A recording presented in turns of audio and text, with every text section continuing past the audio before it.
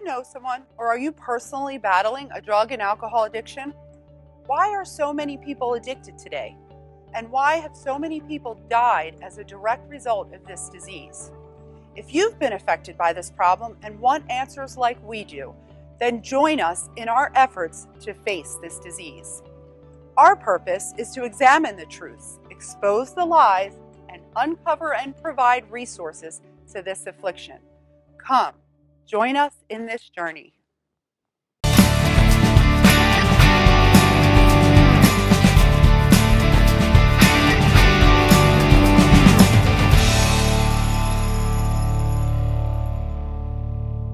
Here at Addiction and Recovery TV, we're here to tell you that there is hope and a new way of life from addiction. My name is Joe, and I just want to give a quick testimonial about my experience with drug addiction. I started out when I was much younger, got involved with narcotics at a young age. It certainly took me down quick, fast, and I had no control over it. I've been to many rehab facilities, detoxes, and eventually spending 2 years in prison, which was in fact the best thing that happened to me, because I learned that, until I was ready, I wasn't going to get the help I needed. I didn't ask for help, I didn't want the help, and until something happened for me, which I call was, a power greater than myself intervening, and of course the time in prison, I really needed to feel enough pain, and that's when my new past began. Because what happens is you get a new past, a past worth talking about. Everything in the old past it's there, you got to leave it there. And like I said, the good news is that we can move forward like myself. And today I'm living a life, beyond my wildest dreams, and it's all because someone, helped me and believed in me, and I believed in myself. And I'm here to tell you that it's possible for you too, if you or someone you know is struggling with addiction or any kind of ailment. And the good news is there's hope. I was 26 years old. I was sitting in my truck in the parking lot of a movie theater getting high. I was an outcast my whole life, I didn't know where I belonged. Knocking my head against the wall over and over and over again. So I came to Narcotics Anonymous. I heard a message that made my ears pop. People who I can relate to and identify with. Managed to heal relationships, start families, and be happy with life. Drug problem? We can help. We've been there. Narcotics Anonymous. Are you addicted to drugs? Narcotics Anonymous can help. If you are interested in Narcotics Anonymous and cannot make it to a physical meeting, or are wanting to experience the Fellowship of Recovering Addicts online, visit virtual-na.org to learn more about online meetings and meetings over the phone. At Addiction and Recovery TV, we talk about raising awareness, and we also talk about the problems and situations revolving around addiction and recovery. And it's always important to remember that if you struggle in an area and you're looking for help or resources, there are plenty available. And sometimes it just takes picking up the phone and making one simple phone call that can make all the difference. So remember, we're always available, and we're ready to help you in any way that we know possible, and definitely lead you in the right direction, because along the pathway of darkness, there is a light of hope along those roads. So hopefully you will be open to see the light and walk in that direction. So if it's mental health, if it's addiction, even suicide, the help is always readily available. Just take that initiative to reach out and receive it.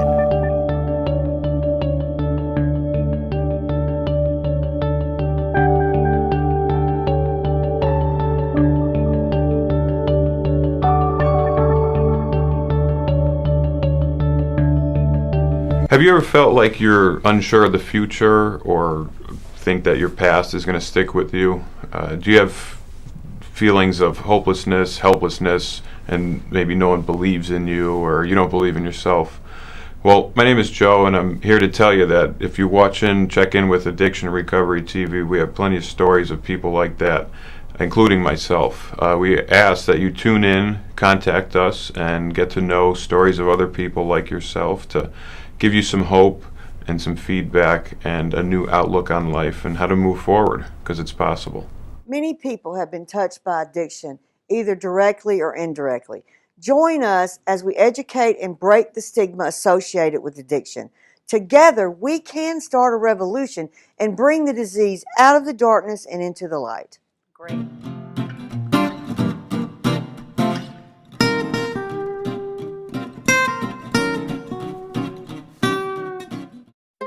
When you've tried everything else, There was a time as a mother that I felt as though my daughter wasn't going to survive this. When I got here, I was on the brink of death. They helped carry me when I didn't believe in myself. And I can honestly say it's the happiest I've been in years. Enlightened Solutions has given me my daughter back, and for that, I'm very grateful. Enlightened Solutions. Recover successfully.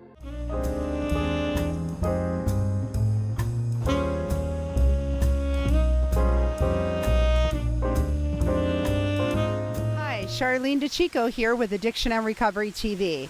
We're looking forward to another great season here at Addiction and Recovery TV. Thank you for tuning in and supporting us in our efforts. This season on Addiction and Recovery TV, we'd like to highlight some spiritual aspects of dealing with mental health. Hopefully this season we will provide inspiration and hope for any and all those that are watching our broadcast. Brittany's here to share with us some of the trials and tribulations she got through in her childhood. And so we have a warrior standing here, folks. Welcome, Brittany. Thank you for joining us here today. Yes. Thanks. And so let's talk about, what it was like. We know that you had a traumatic childhood. You dealt with COVID-19, but you have had to have gotten conditioned from some of those things you went through before. And so some darkness in your past, and we want to hear about that, but we want to hear how you got to the other side of that too. Yeah. So, I had a really rough childhood, and I, at 3 years old, lost my mother. She was shot. My dad and her had a lot of domestic violence going on, and as a result of one of their altercations, she died. My father was not charged for that. And gained custody of us, and because of so there's all this going on. Your mother dies in this happenings, and then here you are with your father. You're 3 years old, you have siblings, and then what happens? Well, over the years we endured a lot of physical abuse, and then we were sexually abused by him as well. I can't imagine. So you're how old at this point, and how do you deal with that at that age? Well, you're how old were you when the sexual abuse was taking place? And this is you and your sisters? Yes. So I was 11 when he sexually abused me. With my sister, it started at 8. Wow. So she was 13 at the time, and within I think a month after him doing it, he was in jail because the cops were notified, and we were placed in foster care. So you're dealing with this trauma, you and your sister, and somehow you guys talk about handling or dealing with the situation. Someone had to make a phone call. I mean, that took a lot of courage, because a lot of people have to endure for long periods of time, or they don't talk to anyone. And so how did you get the help that you needed? Yeah, I think, for most people, they're loyal to their parents, even when they're doing really bad things to them. And we were for a really long time. I think my sister finding out that he sexually abused me really just threw her over the tip of the iceberg. And so they got into a horrible fight where my dad was on the verge of death.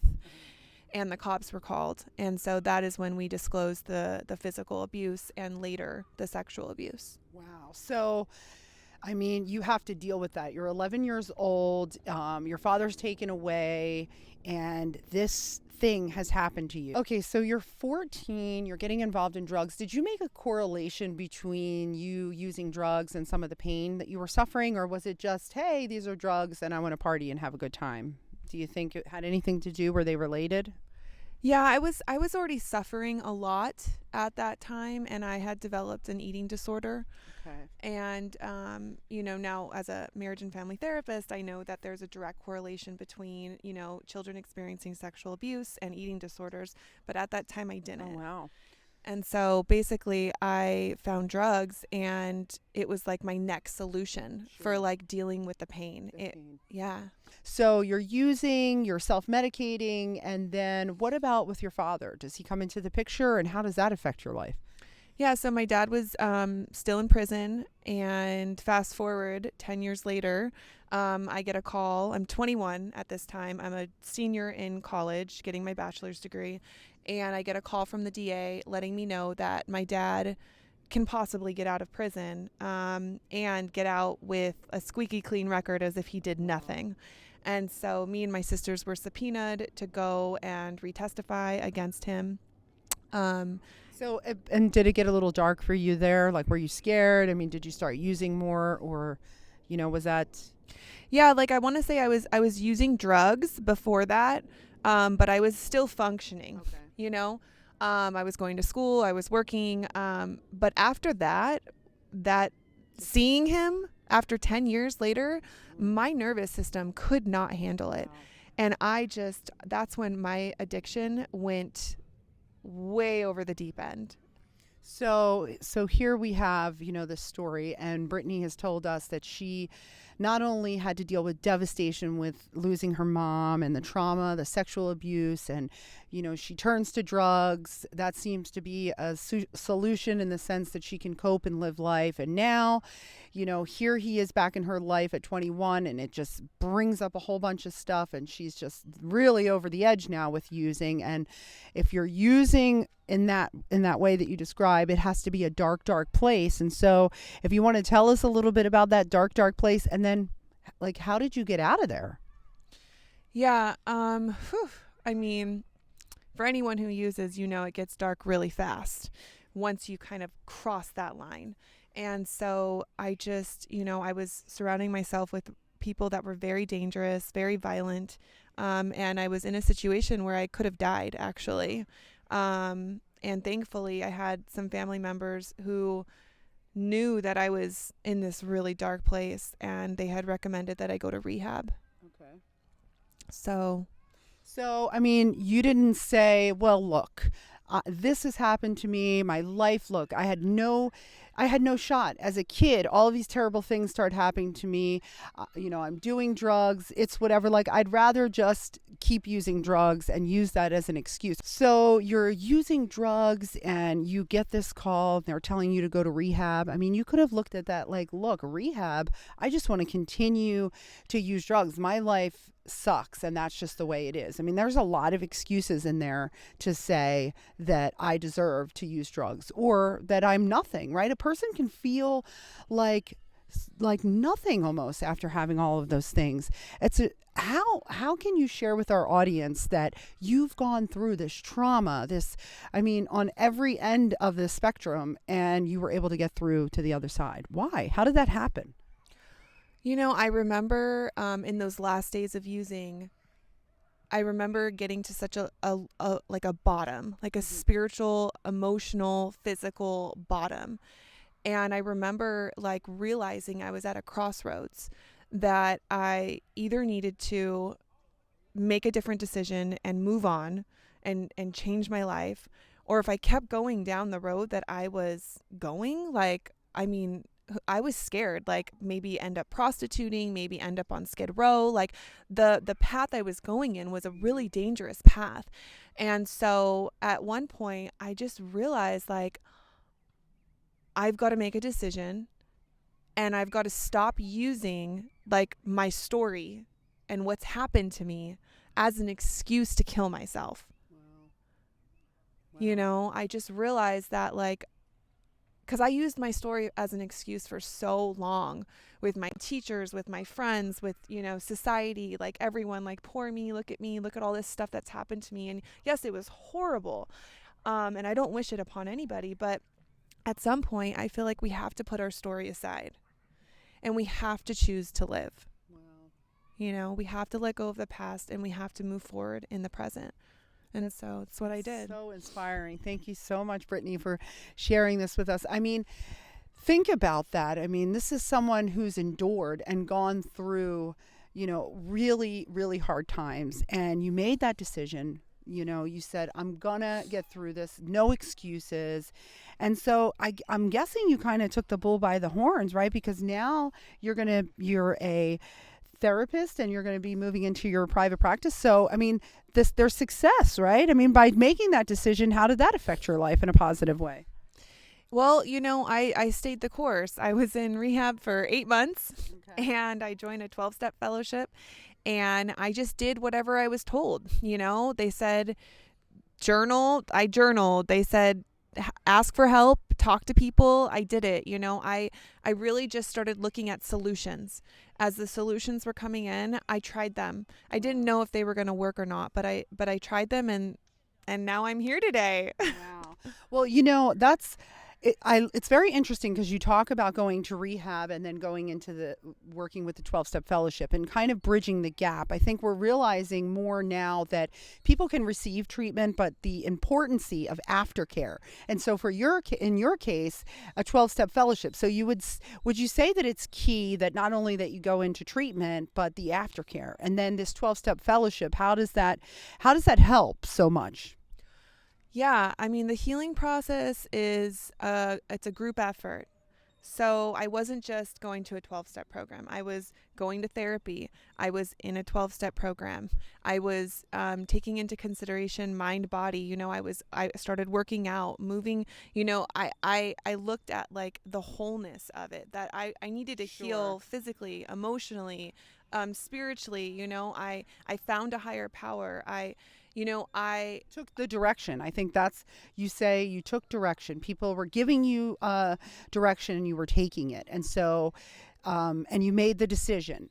And so if there's someone out there watching today that has gone through some of the stuff that you've gone through and is maybe afraid or doesn't know how to get to the other side. I mean, you have evidence today. Here's someone standing before you that has truly gone through some horrors and made it to the other side and is walking in the light, so to speak, and has an inspiring story to share with someone else. So is there something you could say to encourage them, or just any final words you'd like to share with our audience? Yeah, like I think if I put myself back into that place when I was so scared and so alone and life was really dark, I think taking that first step to just ask for help or take one suggestion that someone's offering you, it really does open the door for a bunch of other positive experiences. So, you know, I would say just take that next positive step, whether it's asking for help or taking a suggestion. That's great. And so there you have it. You know, if you're needing help, we're here at Addiction and Recovery TV. We're always encouraging you to call in, to contact us, and that we're here to help you. And not only that, if you're watching today and you see this broadcast in particular, Brittany has also partnered with us that if you're watching today and you call in, that she's willing to offer her services to help make sure that you can get the resources that you need. And Brittany has great people in her life. And so, you know, if you need help, we'll help you here at Addiction and Recovery TV. Brittany's here to help you. And so don't delay reaching out. Don't be afraid. I mean, or if you're afraid, do it afraid. Make the call afraid, right? Because Brittany, you could say that you had to face some fear in your challenges. Yeah. Absolutely. Yeah. Do it whether you're afraid or not. Just take that next step. Brittany, we are so grateful that you're here today and that you're sharing your story with us and having that courage and fire and willingness and victory, really, to be a champion in your own life and share it with others. That's awesome. Thank you.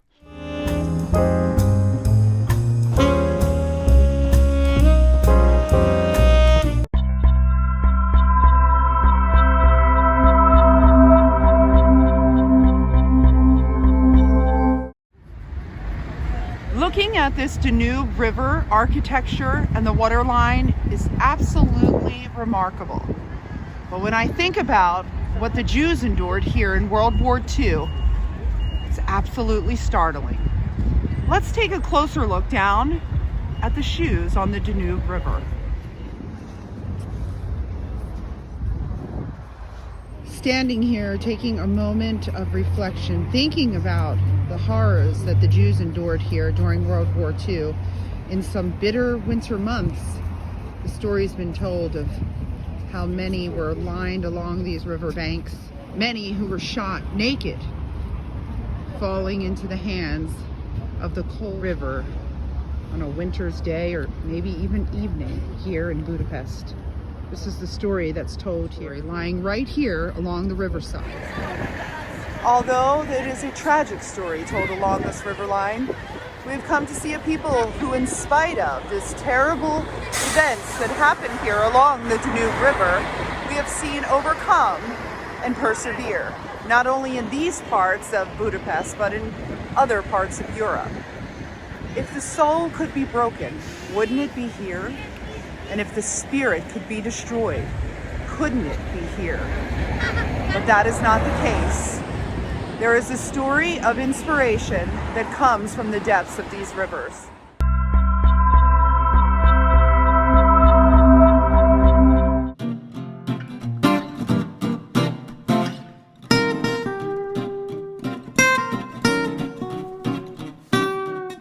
Many people have been touched by addiction, either directly or indirectly.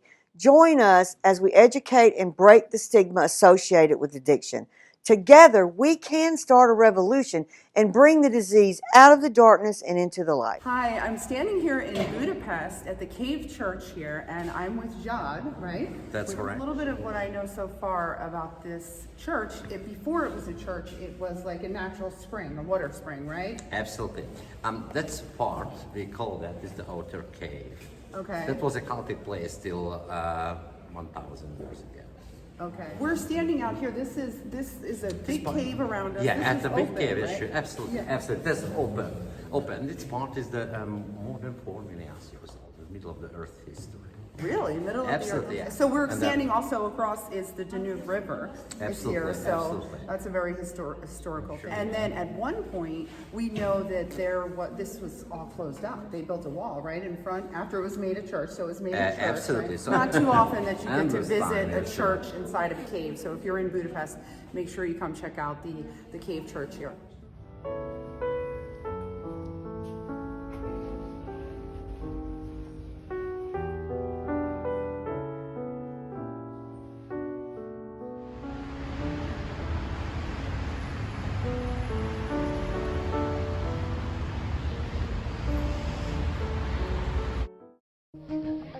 I was 26 years old. I was sitting in my truck in the parking lot of a movie theater getting high. I was an outcast my whole life, like I didn't know where I belonged. Knocking my head against the wall over and over and over again. So I came to Narcotics Anonymous. I heard a message. I made my ears pop. People who I can relate to and identify with. Managed to heal relationships, start families, and be happy with life. Drug problem? We can help. We've been there. Narcotics Anonymous. Are you addicted to drugs? Narcotics Anonymous can help. If you are interested in Narcotics Anonymous and cannot make it to a physical meeting, or are wanting to experience the Fellowship of Recovering Addicts online, visit virtual-na.org to learn more about online meetings and meetings over the phone. When you've tried everything else, There was a time as a mother that I felt as though my daughter wasn't going to survive this. When I got here, I was on the brink of death. They helped carry me when I didn't believe in myself. And I can honestly say it's the happiest I've been in years. Enlightened Solutions has given me my daughter back, and for that, I'm very grateful. Enlightened Solutions. Recover successfully.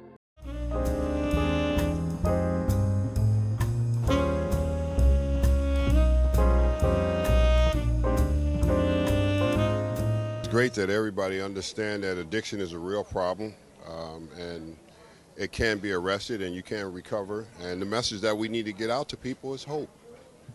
There's a lot of people that don't believe that they can recover and get well.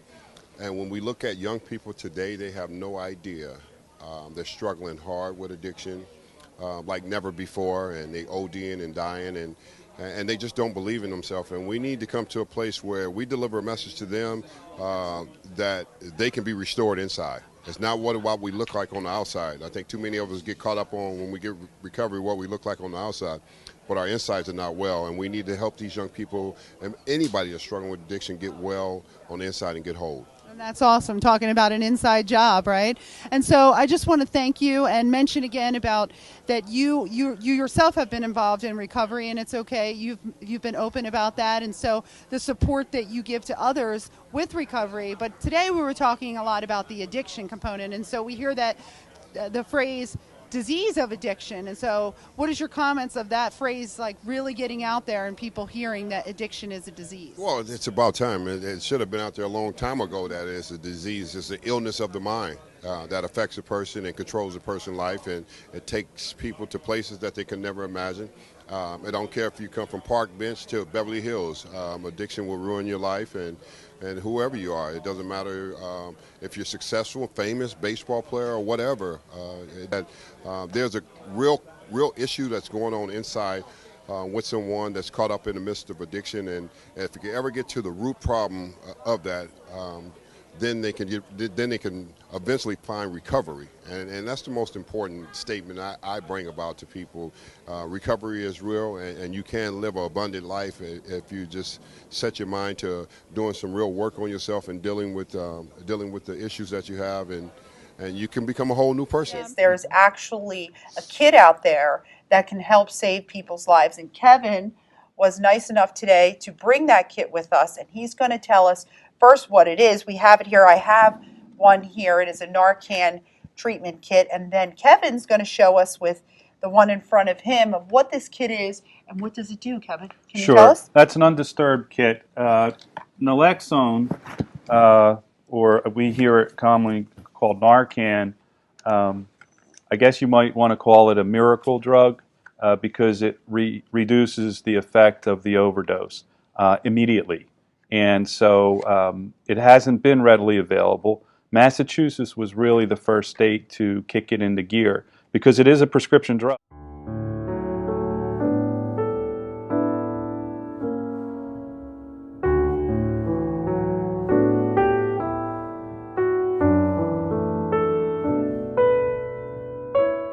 Thank you for joining us here at Addiction and Recovery TV. We want you to know that your continued support is greatly appreciated in this broadcast. We want to raise awareness about mental health issues, fight against the disease of addiction, and let any and all individuals that are watching this broadcast know that there is help available for whatever you're going through.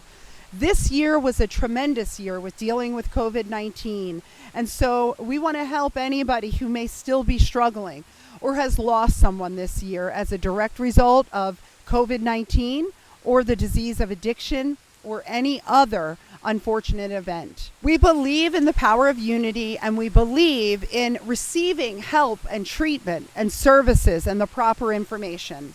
So call us anytime. We're here for you, and you're never alone. Please do not give up. Are you addicted to drugs? Narcotics Anonymous can help. If you are interested in Narcotics Anonymous and cannot make it to a physical meeting, or are wanting to experience the Fellowship of Recovering Addicts online, visit virtual-na.org to learn more about online meetings and meetings over the phone.